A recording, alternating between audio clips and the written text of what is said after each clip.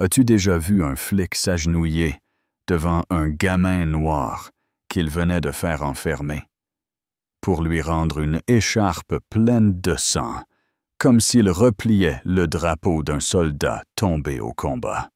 Ouais, c'est arrivé, mais laisse-moi revenir un instant en arrière, parce que cette histoire, ce n'est pas le genre qui finit bien, avec des rubans et des sourires. C'est l'histoire de ce qui se passe quand un enfant sans abri de 12 ans fait ce qu'il faut et qu'on le punit si violemment que toute une ville finit par exploser. Tout a commencé un mardi matin glacial, coupant comme une lame, dans le sud de Denton, en Illinois. Malik Carter n'était pas censé devenir un héros. Pas aux yeux de la loi, pas aux yeux de la majorité. Pour eux, ce n'était qu'un gosse errant noir. Pieds nus, trop silencieux. Mais si quelqu'un avait regardé de plus près, il aurait vu un gamin qui excellait en maths avant que sa vie parte en vrille. Sa mère est morte d'un cancer des ovaires au printemps. Son père, abattu dans un braquage à l'automne. Et après ça, personne. Pas de tante, pas de cousin, aucun service social, juste Malik et une écharpe bleue en soie que sa mère lui avait laissée. Il la portait au poignet le jour et l'utilisait comme oreiller la nuit. Cette écharpe, c'était la dernière douceur qu'il lui restait. Ce matin-là, Malik était recroquevillé dans une ruelle près de la 69e rue, bourrant des journaux dans ses manches pour lutter contre le froid, quand il a entendu crissement de pneus. Choc brutal. Corps qui s'écrase sur le bitume. Il a jeté un œil, juste à temps pour voir un SUV noir filer à toute allure, et un homme blanc en uniforme étalé sur la route, jambes tordues, du sang partout. C'était l'officier Brent Halley, pas vraiment un héros du quartier. Celui-là, connu pour plaquer les gens contre les capots sans même écouter leurs mots. Mais quand on se vide de son sang, peu importe le passé, Malik a couru. Non pas pour fuir, mais pour aider. Il a arraché l'écharpe de son poignet, s'est agenouillé, et l'a nouée fermement autour de la cuisse de Halley. Il a appuyé de toutes ses forces. « Reste avec moi », murmura-t-il. « Tu vas t'en sortir. » Ce qu'il n'a pas vu, les autres voitures de police qui arrivaient, tout ce qu'ils ont vu, eux, c'était un gamin noir, les mains rouges, penché sur l'un des leurs, en quelques secondes.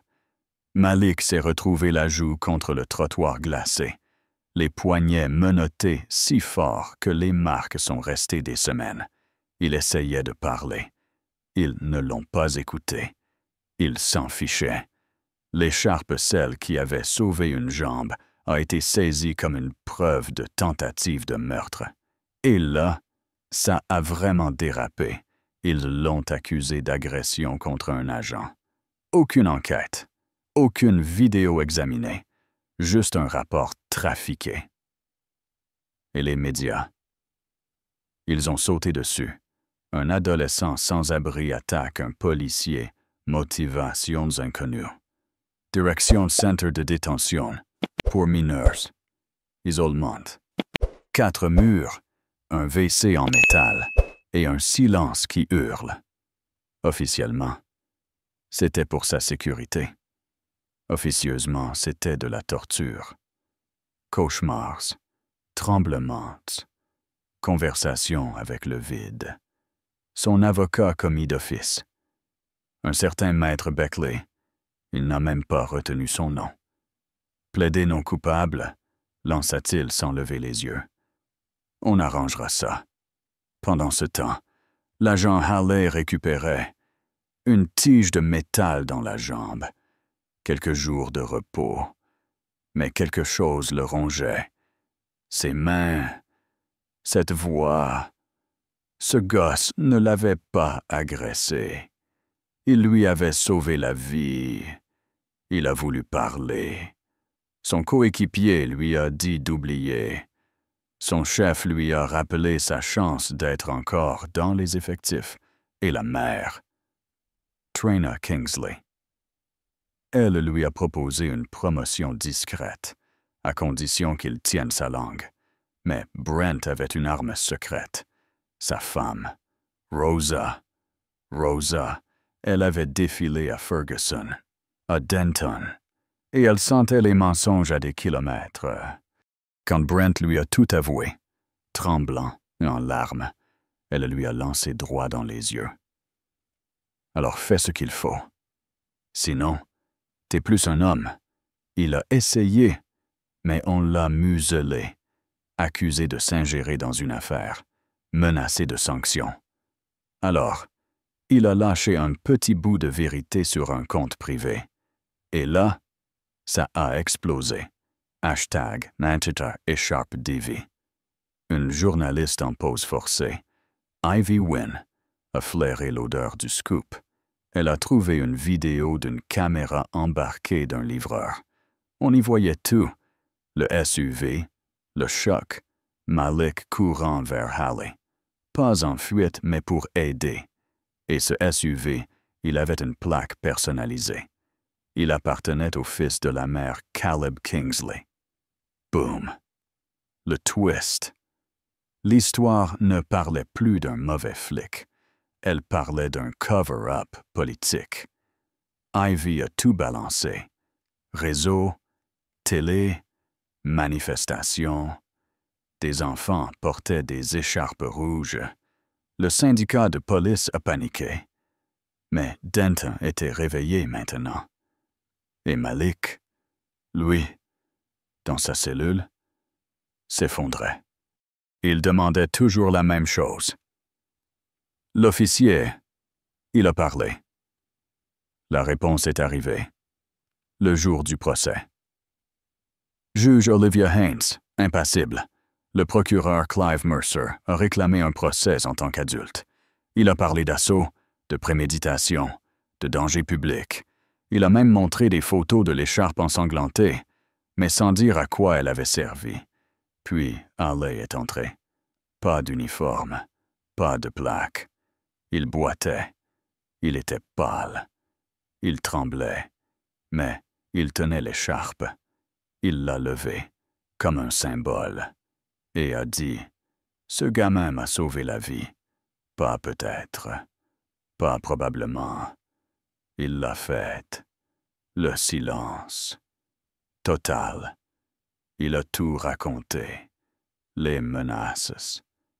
La sédation. Le chantage.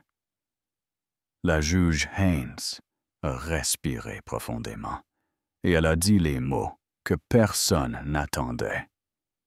Toutes les charges sont abandonnées, avec effet immédiat. Boum! Certains ont pleuré, d'autres ont crié. Et au milieu du tumulte, Brent Hallie s'est agenouillé devant Malik et lui a tendu l'écharpe. « J'aurais dû te protéger, » dit-il. « Mais c'est toi qui m'as protégé. » Et Malik a répondu doucement. « C'est ce que ma mère aurait fait. » La salle entière a retenu son souffle. Mais l'histoire ne s'est pas arrêtée là. La mère a démissionné. Son fils a été inculpé. Plusieurs policiers sont partis à la retraite. Hallie, Ivy et un avocat ont lancé le projet Écharpe rouge, un mouvement pour la justice des mineurs. Malik a déménagé dans une petite maison rénovée par des bénévoles, avec un petit jardin. Il n'a jamais récupéré son enfance, mais il a trouvé une sorte de paix. Et si tu vas au musée public de Denton aujourd'hui, tu verras une écharpe bleue derrière une vitre, fanée, déchirée, puissante. La plaque dit « Un garçon a sauvé une vie. La vérité a sauvé une ville. » Alors laisse-moi te demander, si tu étais Brent, Aurais-tu risqué ton insigne pour un enfant que le système voulait enterrer? Et si tu étais Malik, aurais-tu quand même couru pour sauver ceux qui te voient comme une menace? Dis-le-moi dans les commentaires. Et si cette histoire t'a ému, même un peu, clique sur j'aime. Abonne-toi et partage-la avec quelqu'un qui croit encore qu'il peut naître du bon dans le pire. Parce que parfois, une écharpe n'est pas qu'un tissu. Parfois, c'est une révolution.